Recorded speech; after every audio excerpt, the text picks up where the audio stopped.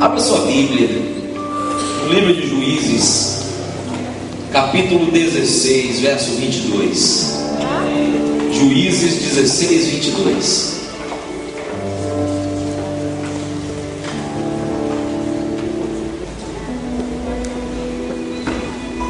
Vamos falar sobre um homem muito forte, porém muito fraco. Seu nome, Sansão. Juízes 16, 22. Juízes é o sétimo livro da Bíblia. Sétimo livro, depois de Josué. A Bíblia se divide em Pentateuco, são 5 primeiros livros, os livros de Moisés. Depois vem os livros históricos. Depois vem os livros poéticos, que começam em Jó e acabam em Eclesiastes, em Cantares, perdão. Depois vem os livros proféticos, os profetas maiores. E depois os profetas menores, que começam lá em Daniel, não, em Oséias. Daniel é o último profeta maior. Vem os profetas menores, que começam em Oséias e vai até Malaquias.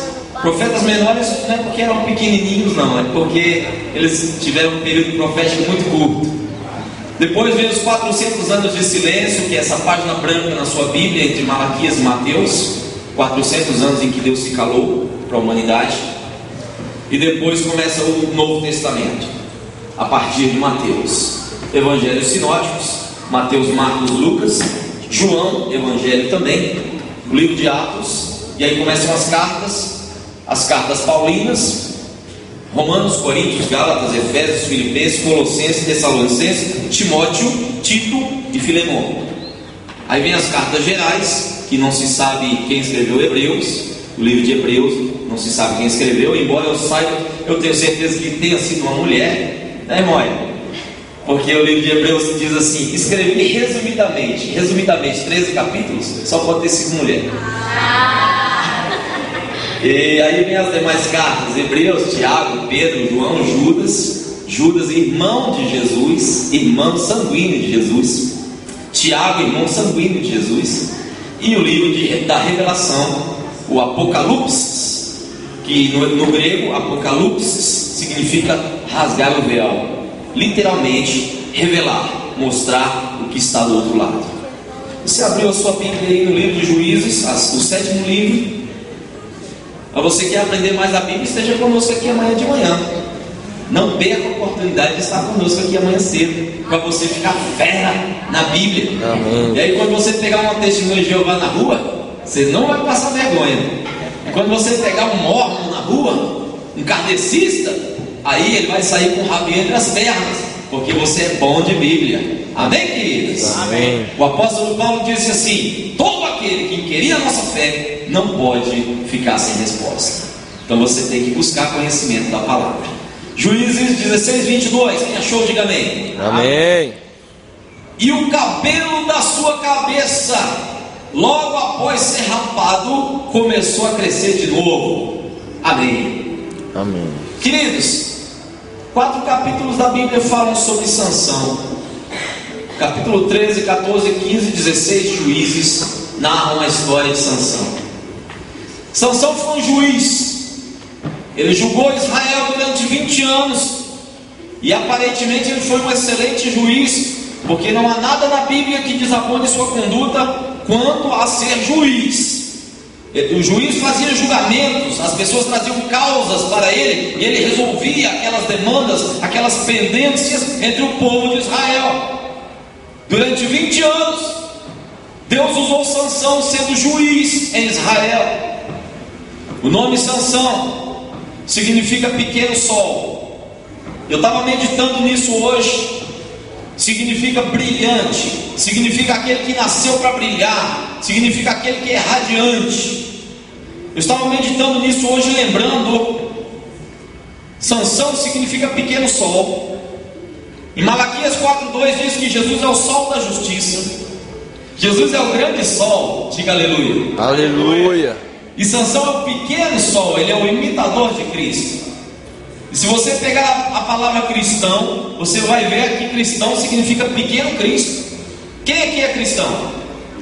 Amém, Jesus. Então há um bocado de pequenos cristos aqui, diga aleluia. Amém, Jesus. Da mesma forma que Sansão era imitador de Cristo, nós também somos pequenos cristos, assim disse o Senhor, não o pastor Júnior. Sansão nasceu para brilhar. Sansão foi o homem no Antigo Testamento no qual houve a maior manifestação do poder de Deus. Nenhum homem no Antigo Testamento foi tão usado por Deus sobrenaturalmente. Nenhum homem no Antigo Testamento viu através de si a manifestação da glória de Deus como Sansão. Sansão matou um leão com as próprias mãos. Sansão matou 1000 homens com uma queixada de jumento. 1000 homens. Imagina, Josimar, 1000 homens guerreiros contra você. Você acha um osso no chão, uma queixada de jumento, e com essa queixada de jumento você fere e mata aqueles 1000 homens. Sansão fez isso. Sansão saiu a caçar e ele pegou 300 raposas, 300 chacais. Querido, imagina o trabalho que dá para pegar 300 raposas, né, Flavinho? Pois ele caçou 300 raposas sozinho. Ele colocou em pares, 150 pares, amarrou as caudas 2 a 2 em feixes de palha, tocou fogo e soltou na seara dos filisteus e queimou toda a plantação dos seus inimigos. Aleluia! Daí a expressão, toca fogo na seara dos filisteus. Sansão foi um homem tão tremendo, um homem que quebrava cordas como se fossem fios, como se fosse linha de costurar e ainda queimada pelo fogo, diz a Bíblia.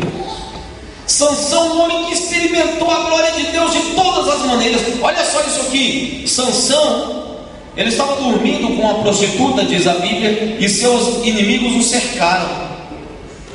Lá na cidade de Gaza, Sansão pegou o portão da cidade, que pesava toneladas, e arrancou, e saiu levando aquele portão. Os homens, quando viram aquilo, começaram a tremer de medo. Ninguém teve coragem de chegar perto dele, e ele foi levando aquele portão pesado, pesava toneladas, ele foi levando sozinho.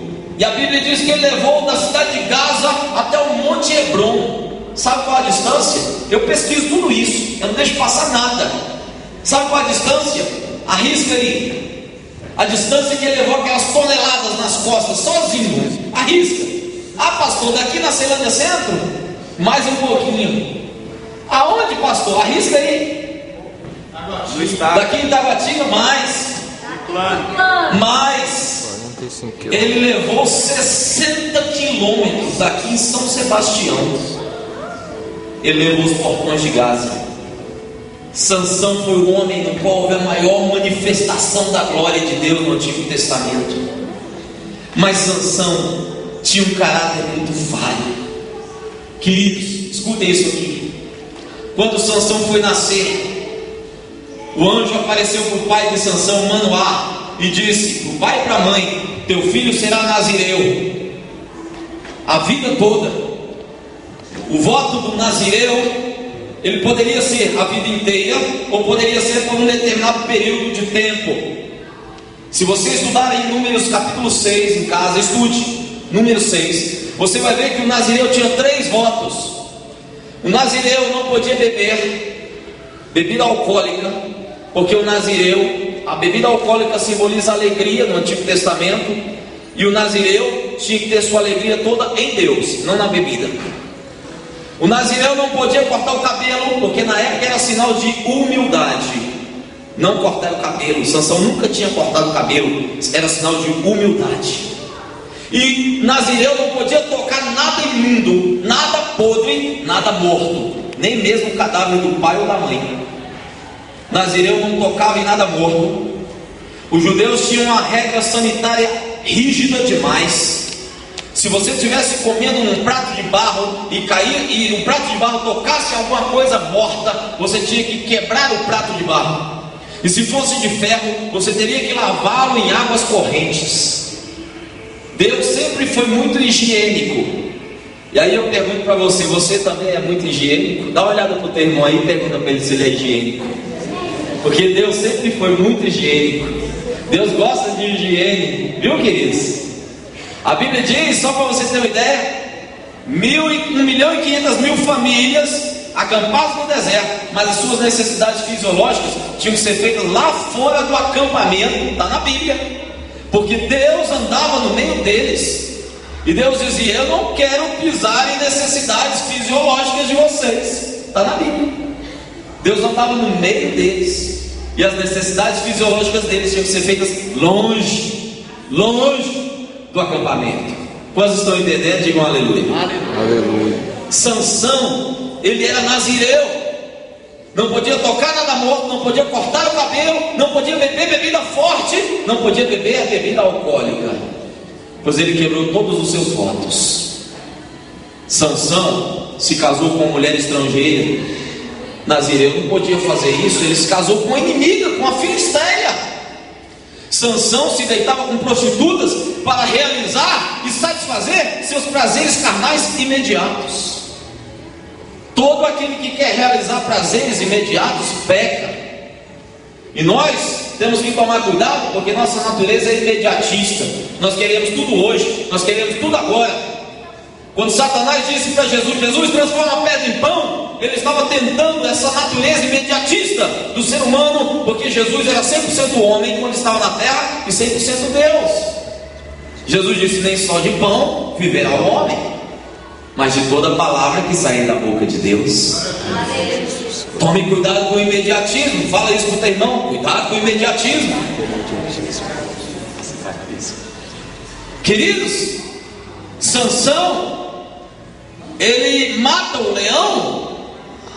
Escuta isso. E depois de alguns dias ele passa, o leão está ali morto, já em decomposição, e abelhas haviam feito uma colmeia dentro do leão. E Sansão vai lá para satisfazer sua necessidade imediata, sua concupiscência da carne. Ele vê aquele mel no leão podre, e ele vai lá e toca o leão. E o nazireu não podia tocar nada morto. Você entende? Sansão foi quebrando um a um seus votos.